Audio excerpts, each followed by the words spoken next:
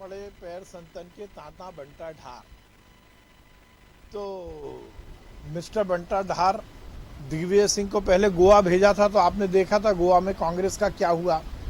कमलनाथ जी ने 15 महीने सरकार चलाई और उनकी सरकार का क्या हुआ।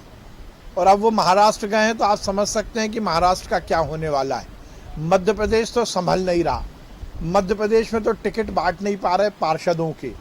मध्य प्रदेश में तो अपनी पार्टी को एकजुट नहीं कर पा रहे। गुट और गिरोह में बटी हुई मध्य प्रदेश की कांग्रेस पार्टी के नेता सरकार बचाने के लिए चले हैं महाराष्ट्र।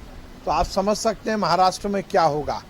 मैं उस विषय में ज़्यादा नहीं बोलना चाहता हूं, पर यह बात सही है कि अब महाराष्ट्र में अच्छे दिन आने वाले हैं। कहा यह जा रहा है कि संकट गांधी परिवार के खास हैं या नहीं, ये तो मुझे नहीं मालूम, पर यह बात जरूर है कि नेहरू परिवार की केवल चमचागिरी करके वो राजनीति कर रहे हैं। 10 जनपद की दहलीज पर नाक रगड़कर अपना अध्यक्ष का पद वो बचाने में लगे हुए हैं।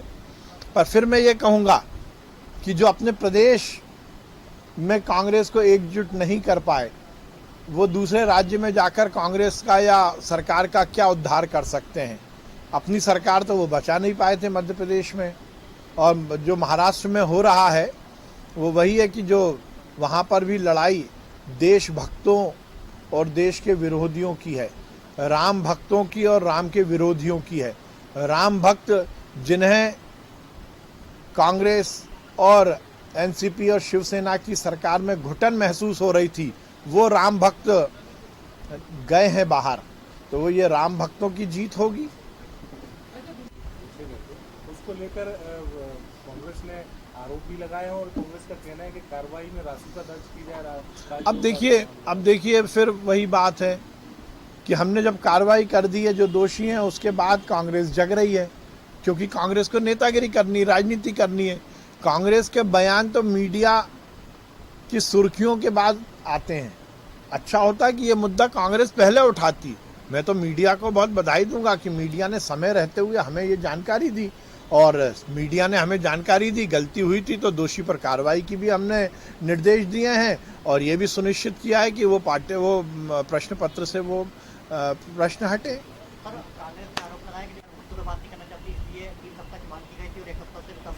अरे आप अभी पिछले सत्र में क्या हुआ, कमलनाथ जी ने तो सत्र होने नहीं दिया। हम तो बजट सत्र पूरा चलाना चाहते थे। ये विधानसभा की कार्रवाई में दर्ज है, कांग्रेस भक्ति है। कमलनाथ जी के पास समय नहीं होता, और कमलनाथ जी का तो बयान आया, उन्होंने कहा है कि ये सब बकवास है विधानसभा। आप ये कोई हम थोड़ी बोल रहे हैं, तो कमलनाथ जी बोल रहे थे कि विधानसभा तो बकवास है, विधानसभा में कुछ होता ही नहीं है। तो वो जो खुद विधानसभा को बकवास कहते हैं, वो क्या विधानसभा चलाने की बात करेंगे। हम पूरी तरह से कार्रवाई चलाना चाहते हैं और जनता की समस्या का निदान करना चाहते हैं। मुख्यमंत्री जिला जो निर्वाचन अधिकारी है वो 25,000 वसूल रहे हैं महापौर और पार्षद प्रत्याशियों के लिए चुनाव में रसीद जारी करके 25,000 जमा कराए। अब देखिए, ऐसे बिना किसी तथ्यों के आरोप लगाना ऐसे वरिष्ठ नेता को शोभा नहीं देता। वो इसका प्रूफ दें, राज्य निर्वाचन आयोग उस पर कार्रवाई करेगा।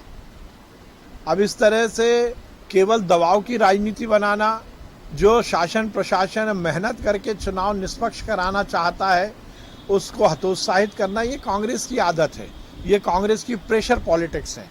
ये कांग्रेस की दबाव वाली राजनीति है कि प्रशासन को, अधिकारियों को दबाव में लाओ, और बिना किसी तथ्य के ऐसी बातें करना, ये बहुत ही निंदनीय है। मध्य प्रदेश के सभी अधिकारी, उनको जो जिम्मेदारी मिलती है, सभी कर्मचारी, उनको जो जिम्मेदारी मिलती है, वो उसका निर्वहन करते हैं, मेहनत कर रहे हैं 24 घंटे जो चुनाव की ड्यूटी में लगे। और कांग्रेस के नेता इस तरह का आरोप लगाकर उन्हें हतोत्साहित करना चाहते हैं, ये शर्मनाक है। बीजेपी की एक चुनाव प्रचार करते हुए नजर आएंगे। महाकाल बाबा मध्य प्रदेश के राजा हैं, उनका आशीर्वाद हमें मिलता है और फलता भी है। आप देखेंगे, चाहे नगर निगम के चुनाव के अभियान की शुरुआत हो या आम विधानसभा या लोकसभा के चुनाव की अभियान की शुरुआत हो, हम महाकाल बाबा के आशीर्वाद से ही अपने अभियान की शुरुआत करते हैं।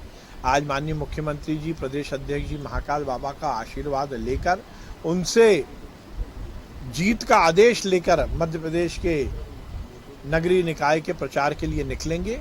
चाहे गांव की सरकार हो या शहर की सरकार हो, भारतीय जनता पार्टी का कमल खिलेगा और हम विकास की अवधारणा को स्थापित करेंगे। गोविंद सिंह ने पत्र लिखा, तकरीबन बीजेपी में 2,500 बागी हैं जिन्होंने फॉर्म भरा है और कांग्रेस में ऐसे 1500 हैं, तो क्या लग रहा है कि नुकसान होगा?